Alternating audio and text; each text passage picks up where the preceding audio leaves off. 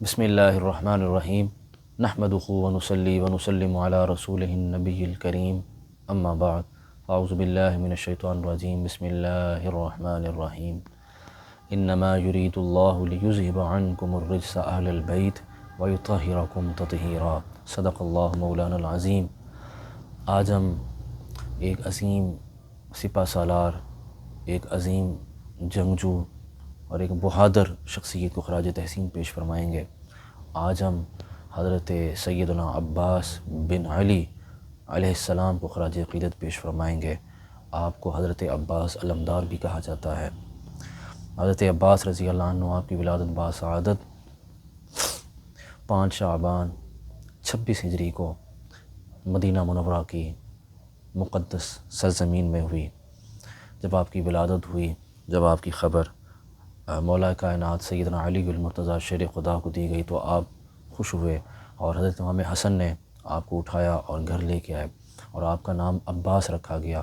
یہ حضور کے جو چچا تھے حضرت عباس، ان کے نام پہ رکھا گیا، ان کی یاد میں، یعنی حضور مولا علی کے بھی وہ چچا ہیں اور رسول اللہ صلی اللہ علیہ وسلم کے بھی چچا ہیں۔ یہ 2 عباس ہیں، ایک حضرت عباس حضور کے اور مولا علی کے چچا ہیں، اور ایک عباس حضرت علی کے بیٹے ہیں۔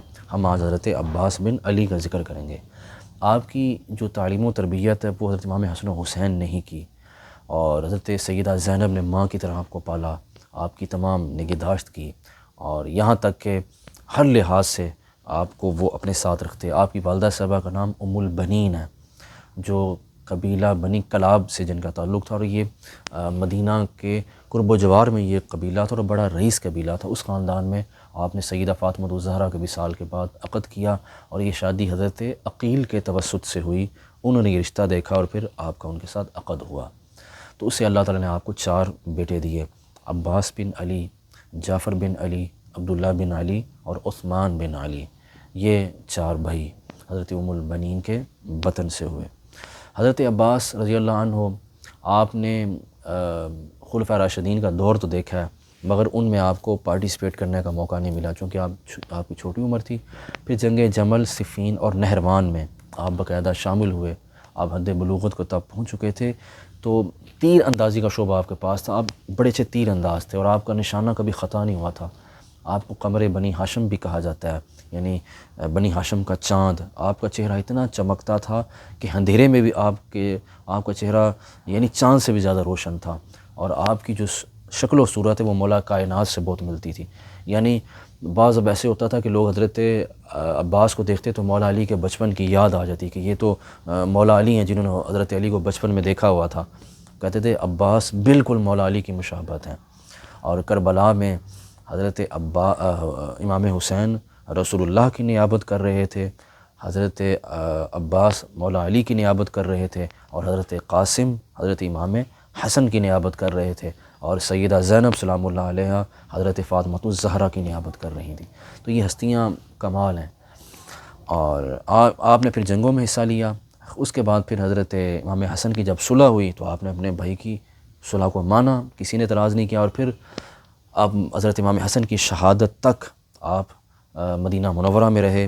بلکہ وہ جو تاریخ میں ملتا ہے کہ امام حسن نے کہا تھا کہ اگر نانا جان کے پہلو میں دفن کی اجازت ایزیلی آسانی سے مل جائے تو مجھے دفن کر دینا۔ مزاحمت بنو امیہ کریں گے، اور اگر کریں تو مجھے جنت البقیع میں والدہ کے قدموں میں دفن کرنا۔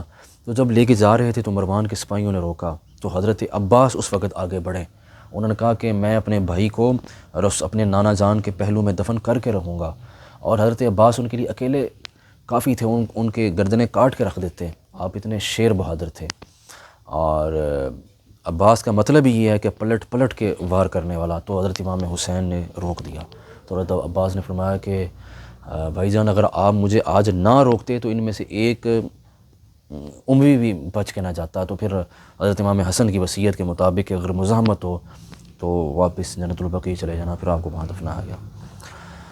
12 سال آپ نے اپنے بھائی کے ساتھ مدینہ منورہ میں گزارے، اور آپ حضرت عباس حضرت امام حسین کے رازدار تھے۔ میں یوں کہتا چلوں کہ جیسے سیدنا صدیق اکبر حضور کے رازدار تھے، حضور ان سے مشورہ کرتے تھے، اسی طرح حضرت عباس تھے تو بھائی، مگر وہ پیروں کی طرح ادب کرتے اپنے بھائی کا، کبھی نام لے کے نہیں بلایا، یا سیدی یا مولائی آقا، یعنی ایسے بلاتے جیسے ایک مرید اپنے پیر کو بلاتا ہے۔ اور حضرت امام حسین بھی ان سے بڑی شفقت کرتے، پرسنل اپنے ذاتی معاملات آپ ان کے ساتھ ڈسکس کرتے اور ان سے مشاورت کرتے، یا سیدہ زینب سے آپ مشاورت فرماتے، اور ہر پہلو میں۔ اور پھر حضرت علی اکبر اور امام زین العابدین جب ان کی ولادتیں ہوئیں تو ان کی تعلیم و تربیت بھی امام حسین نے حضرت عباس کے سپرد کی۔ دیکھیں، حضرت عباس کی تعلیم و تربیت حضرت حسین نے کی، پھر آگے حضرت حسین کی بچوں کی تعلیم و تربیت حضرت عباس نے کی، یعنی اتنا ان کو یقین تھا کہ یہ میرا بھائی مجھے دھوکہ نہیں دے گا۔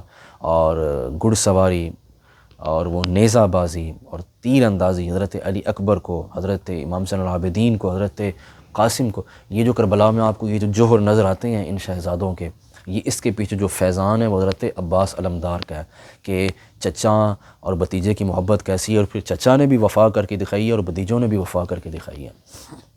اور پھر کربلا کے مارکے میں جب یہ ہستیاں گئیں تو آپ کو سپہ سالار بھی بنایا گیا اور علمدار بھی بنایا گیا۔ بعض روایات میں ہیں کہ وہ جو جھنڈا جو غزوہ بدر میں آپ نے حضرت امیر حمزہ کو عطا کیا، پھر احد میں آپ نے حضرت زبیر بن عوام کو دیا، خندق میں مولا علی کو، خیبر میں مولا علی کو، حنین میں مولا علی کو، دیگر جنگوں میں حضرت علی کو دیا، پھر وہ چلتا چلتا امام حسن کے پاس آیا، پھر امام حسین کے پاس، پھر وہی جھنڈا پھر حضرت عباس کے پاس آیا، اور پھر وہ آپ کے ہاتھ میں تو پھر آپ نے اپنی قربانی دے دی، اپنے بازو کٹوا دیے، اپنا سب کچھ لٹا دیا، مگر اس حضور کی آل کی حرمت کے اوپر آنچ نہیں آنے دی۔ اور سیدہ زینب آپ کو پر بڑا اعتماد کرتی تھیں، اور آپ ان کو اپنی ماں سمجھتے تھے، چونکہ انہوں نے ان کی تربیت کی تھی اور ان کو ماں کی طرح آپ نے ماں کی طرح پالا تھا، اور وہ بھی اپنی والدہ سے بھی زیادہ اپنی بہن سے محبت کرتے تھے۔ اس کے پیچھے تربیت تھی والدہ کی۔ وہ فرماتی تھیں کبھی حسین کو بھائی نہ کہنا، حسن کو بھائی نہ کہنا، زینب کو بہن نہ کہنا، یہ تمہارے بڑے ہیں، یہ تمہارے آقا ہیں، اور ان کے سامنے ایسے ہی رہنا ہے جیسے ایک غلام اپنے آقا کے سامنے رہتا ہے۔ اور پھر دنیا نے دیکھا ہے کہ آج فرات کا پانی بھی عباس کے مزار کا طواف کر رہا ہے، اور آج اس وقت تک کربلا کی تاریخ مکمل نہیں جب تک ہم حضرت عباس کا ذکر نہ کر لیں، ان کی وفاؤں کا ذکر نہ کر لیں، ان کی عطاؤں کا ذکر نہ کر لیں۔ بلا شبہ ان سے رسول اللہ بھی خوش ہیں، مولا کائنات بھی خوش ہیں، سیدہ زہرا پاک بھی خوش ہیں، اور امام حسن و حسین تو خوش ہی ہیں۔ اللہ تعالی ہمیں ان نیک ہستیوں کی قدر کرنے کی توفیق عطا فرمائے۔ اللہ تعالی ہماری دعاؤں کو مستجاب فرمائے اور ان نیک ہستیوں کی سنگت ہمیں عطا فرمائے۔ وما علینا الا البلاغ المبین۔